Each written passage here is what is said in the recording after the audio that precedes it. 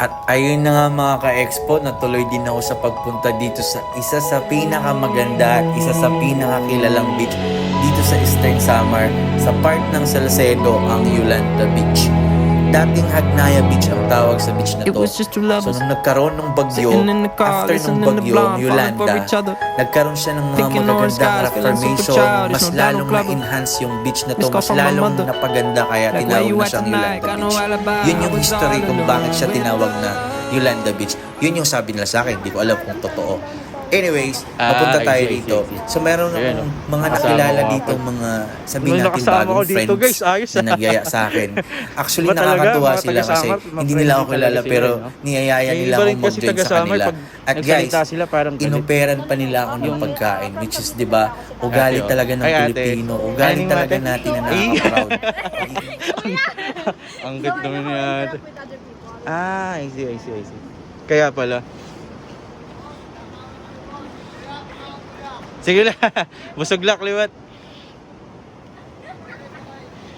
Okay, ice. Grabe. Sige lang, salamat. Thank you. Model, sana all model. Grabe.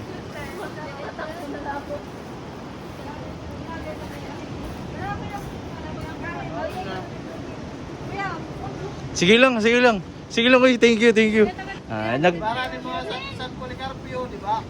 Sa Ipaw? Oo, sa Ipaw. Oo, dito ako nag-high school. Sa water plant. Ano to? Water plant? Old ice plant. Ako kuman, bali magbabarkada kam. Mga iba magyagid, tapos kuwang kaman eh. Oo, sana all. At mapunta naman tayo dito mga ka-expo na sobrang nakaka-chill at nakaka-relax sa part na to. Ito na-enjoy ko talaga dito kasi lalo pa yung mga rock formation dyan, tapos yung sobrang clear ng tubig dyan na pwede mong inumin. Sobrang, alam mo, parang blue na, parang mineral na ano. Basta ganun, hindi ko ma-explain sa sobrang ganda. Ganun lang talaga.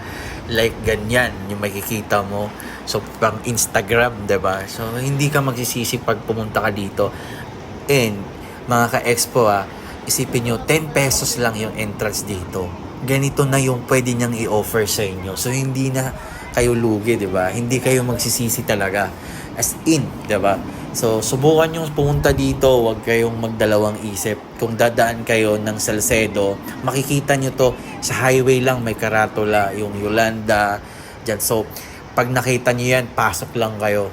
Again, hindi kayo magsisisi. 10 pesos, sulit na. Ganun siya kaganda. Makakalimutan mo yung mga problema mo, makakalimutan mo yung nanakit sa'yo, ex mo, ganun. Makakalimutan mo yung mga bagay na hindi magandang nangyari sa'yo. Ganun siya talaga. As in, sobrang ganda. Hindi ako nag-i-exage na sinasabi ko lang yung naramdaman ko nung bumisita ako dito. Actually, disappointed nga ako kasi short time lang ako diba? Sana all nag-short time.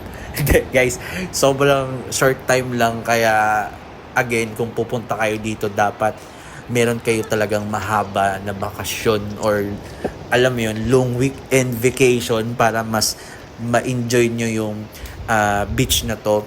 Kasi nag-iisa lang talaga to guys, si Yolanda. Nag-iisa lang talaga. Anyway, guys, again, sa mga nanonood sa akin, pa-sub naman ng YouTube ko, then pa-comment na lang din kung ano pa yung mga gusto natin i-explore dito sa Eastern Samar o gusto nyong puntahan.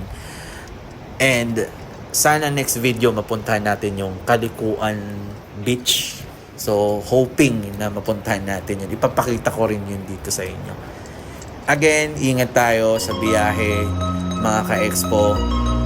Thank you and please subscribe to my channel.